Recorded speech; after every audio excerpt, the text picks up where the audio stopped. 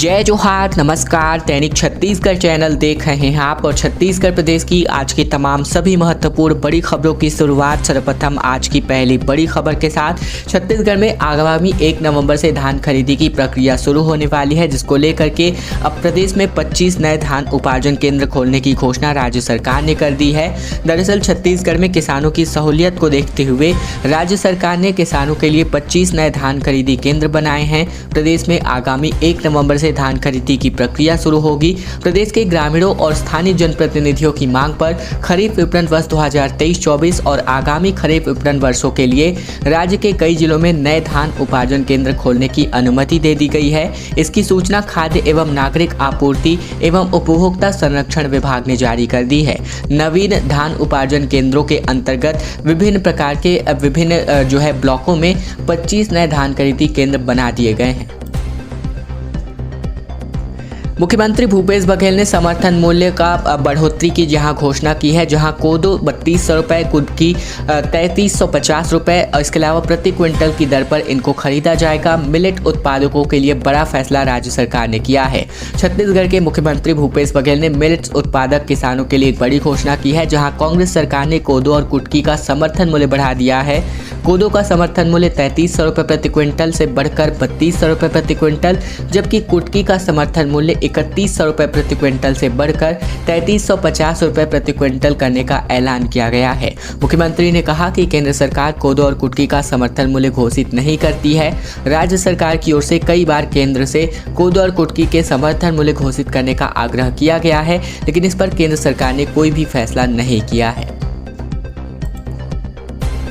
University के 2 विषयों में फेल छात्रों को पूरक पात्रता की परीक्षा में शामिल होने का अवसर अब दिया जा रहा है। संत गहिरा गुरु यूनिवर्सिटी ने इसके लिए अधिसूचना भी जारी कर दी है। स्नातक कक्षाओं के हजारों छात्रों को यहां पर राहत मिली है। संत गहिरा गुरु यूनिवर्सिटी सरगुजा के स्नातक की परीक्षा में 2 विषयों में फेल छात्रों को अब पूरक परीक्षा की पात्रता प्रदान कर दी गई है। यूनिवर्सिटी ने राज्यपाल के अनुमोदन पश्चात इसकी अधिसूचना जारी कर दी है। शैक्षिक वर्ष 2022-23 में स्नातक कक्षाओं का रिजल्ट 50% से भी कम था। 2 विषयों में पूरक परीक्षा की पात्रता मिल जाने की वजह से स्नातक छात्रों को एक बड़ी राहत मिल चुकी है। वहीं संत गहिरा गुरु यूनिवर्सिटी के कुल सचिव विनोद इक्का ने इस संबंध में अधिसूचना जारी कर दी है। इनके मुताबिक छत्तीसगढ़ विश्वविद्यालय संशोधन अधिनियम 2019 में निहित प्राविधान के अंतर्गत संत गहिरा गुरु यूनिवर्सिटी सरगुजा के अध्यादेश में प्रस्तावित किए गए संशोधन का अनुमोदन राज्यपाल एवं कुलाधिपति विश्वभूषण हरिचंदन ने कर दिया है। बिलासपुर से दिल्ली फ्लाइट का ट्रायल शुरू हो चुका है। एलायंस एयर यहां पर नियमित उड़ान प्रारंभ करने वाला है। विंटर सीजन से ही यहां पर इस प्रकार की सुविधा का आगाज हो सकता है। छत्तीसगढ़ के बिलासपुर से हवाई यात्रियों के लिए एक अच्छी खबर आ रही है, जहां विमानन कंपनी एलायंस एयर ने बिलासपुर से दिल्ली के लिए सीधी विमान सेवा शुरू करने का फैसला कर लिया है। इसके लिए 5 से 8 अक्टूबर तक ट्रायल शेड्यूल किया गया है। ट्रायल के बाद यात्रियों को बेहतर रिस्पॉन्स मिलने पर इसे विंटर सीजन में शेड्यूल किया जाएगा।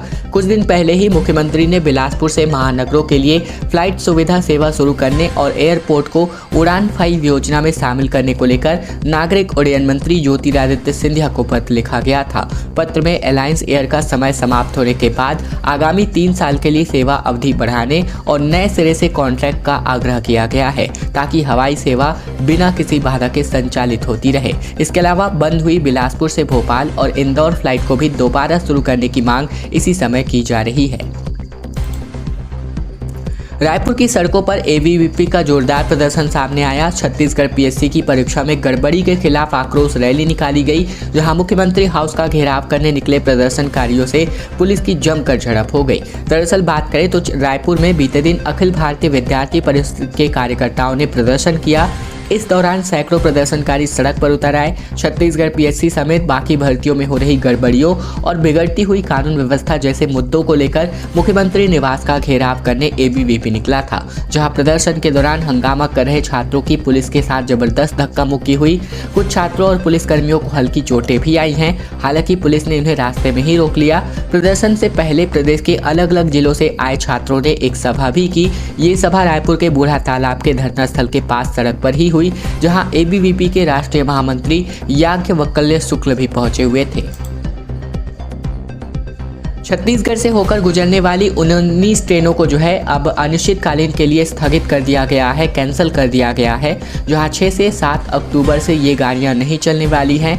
अलग अलग सेक्शन में ये मेंटेनेंस काम के चलते इस बार बहाना दिया गया है। रेलवे ने अब छत्तीसगढ़ से होकर चलने वाली 19 ट्रेनों को अनिश्चितकालीन के लिए कैंसिल कर दिया है। बिलासपुर जोन के अलग अलग सेक्शन में सेफ्टी और मेंटेनेंस का काम होना है, जिसके चलते 6 से 7 अक्टूबर से ये गाड़ियां रद्द होने वाली हैं। और नवरात्र पर ट्रेनों के कैंसलेशन के असर की वजह से यात्रियों पर इसका अच्छा खासा असर पड़ेगा और अच्छी खासी परेशानियां यात्रियों को होगी। रेलवे प्रशासन इंफ्रास्ट्रक्चर डेवलपमेंट के नाम पर ट्रेनों को लगातार रद्द कर रहा है। पिछले 3 महीनों से ये रद्द करने का सिलसिला जारी है, जो थमने का नाम नहीं ले रहा है। इस बार दक्षिण पूर्व मध्य रेलवे के अलग अलग सेक्शन में सेफ्टी मेंटेनेंस के कारण छत्तीसगढ़ से होकर चलने वाली ट्रेनों को कैंसिल किया गया है।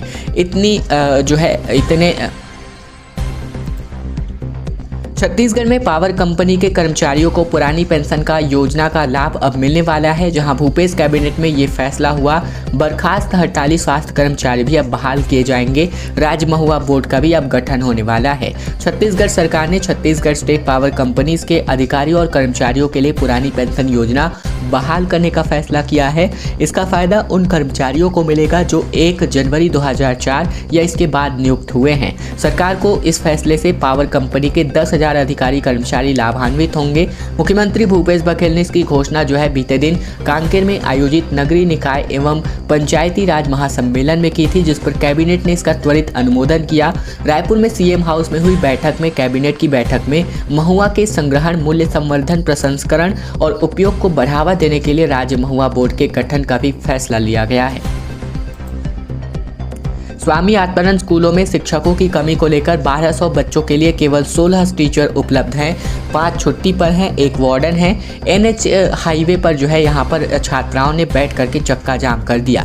छत्तीसगढ़ में दंतेवाड़ा जिले के जावंगा एजुकेशन सिटी में स्थित स्वामी आत्मानंद हिंदी मीडियम स्कूलों में जो है शिक्षकों की कमी बनी हुई है। ऐसे में स्कूल में पढ़ने वाली छात्राओं का कहना है कि अभी तिमाही की परीक्षा का आयोजन हो रहा है, लेकिन सिलेबस कंप्लीट नहीं हुआ है।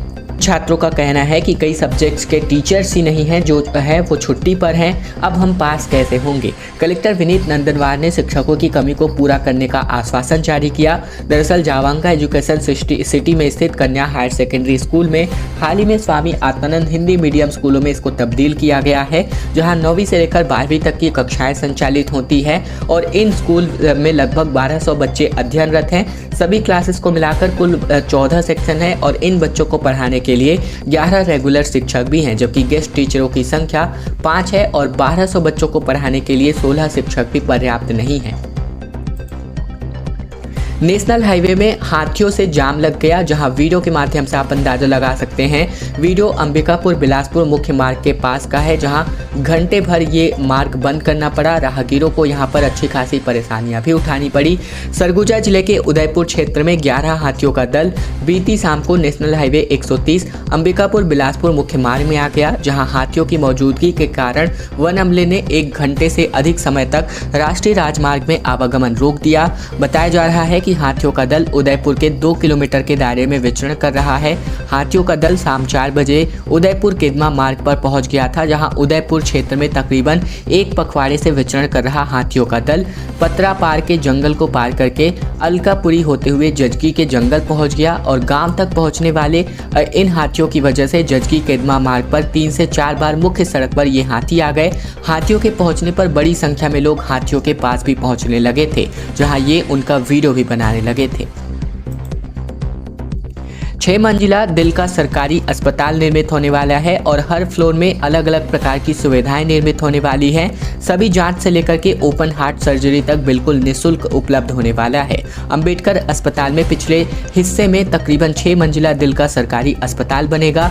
नए अस्पताल में दिल की जांच से लेकर एंजियोग्राफी, एंजियोप्लास्टी, इसके अलावा बाईपास के अलावा ओपन हार्ट सर्जरी भी होने वाली है। इसमें सबसे अहम ओपन हार्ट सर्जरी है, जो अभी सरकारी तौर पर उपलब्ध नहीं है।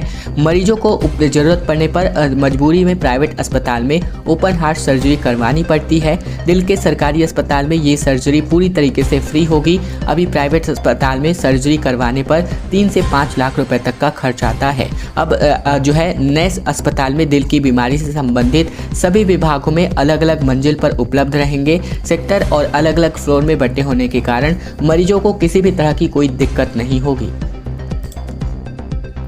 रायपुर में गरीबों के लिए 435 मकानों का निर्माण किया जाना है। आचार संहिता से पहले निगम के कर्मचारियों को ये प्रमोशन मिलेगा, जहां एमआईसी की बैठक में ये फैसला हुआ है।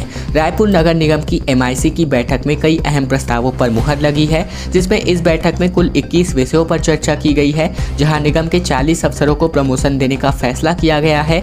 आचार संहिता से पहले ही निगम कर्मचारियों को पदोन्नति भी दी जाएगी। जहाँ बीते दिन महापौर एजाज ढेबर की अध्यक्षता में हुई मेयर इन काउंसिल की बैठक में कई महत्वपूर्ण फैसले किए गए। इन महत्वपूर्ण फैसलों में सबसे अहम टिकरापारा स्वीपर कॉलोनी की खाली पड़ी तकरीबन 6 एकड़ जमीन पर प्रधानमंत्री आवास योजना के मोर मकान मोर आस योजना के तहत 435 आवास बनाने का फैसला किया गया है।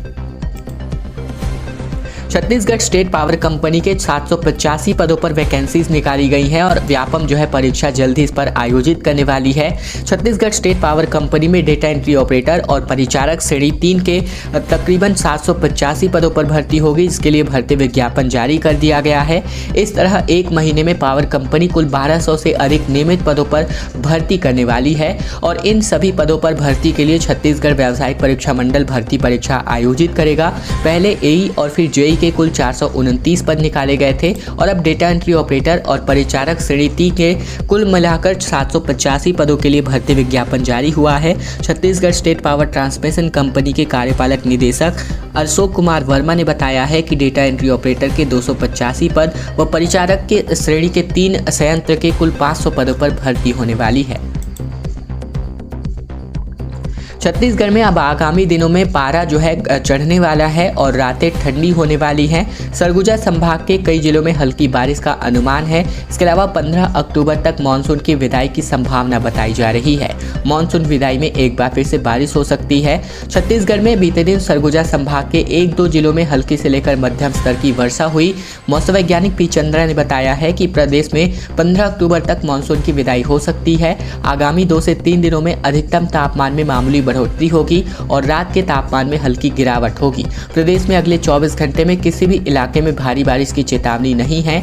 वहीं बात करें तो यहाँ ज्यादातर हिस्सों में मौसम साफ रहा बीते दिन। हालांकि बलरामपुर, सरगुजा, सूरजपुर जिले में हल्की बारिश हुई। सरगुजा और कोरिया में भी हल्की बूंदाबांदी हुई है।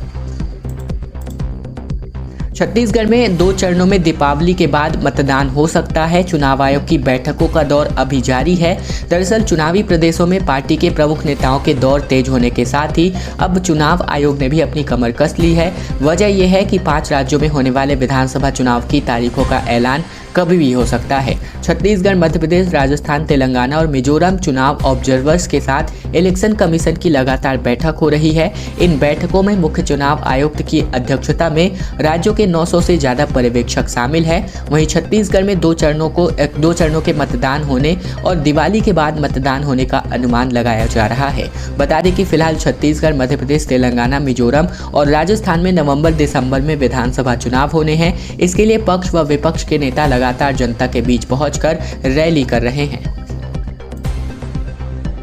संजीवनी 108 और 102 के कर्मचारी अनिश्चितकालीन हड़ताल पर हैं, जहां 5 सूत्री मांगों को लेकर जल सत्याग्रह करके इन्होंने प्रदर्शन कर लिया है। प्रदेश के संजीवनी 102 और 108 एम्बुलेंस के कर्मचारी अपनी 5 सूत्री मांगों को लेकर अनिश्चितकालीन हड़ताल पर हैं। वहीं आंदोलनरत कर्मचारियों ने शासन प्रशासन का ध्यान अपनी ओर खींचने का जल सत्याग्रह किया। ये आंदोलन छत्तीसगढ़ संजीवनी 108, 102 कर्मचारी संघ के बैनर तले किया गया। कर्मचारी अलग अलग तरीके से धरना प्रदर्शन, पुतला दहन, जल सत्याग्रह कर रहे हैं, लेकिन अभी तक उनकी मांगे पूरी नहीं हुई है। छत्तीसगढ़ संजीवनी 108 और 102 कर्मचारी कल्याण संघ के अध्यक्ष राजेंद्र राठौर ने बताया कि अब हम 102 कर्मचारियों को छत्तीसगढ़ में सेवा देते हुए 10 से 12 साल हो गए हैं।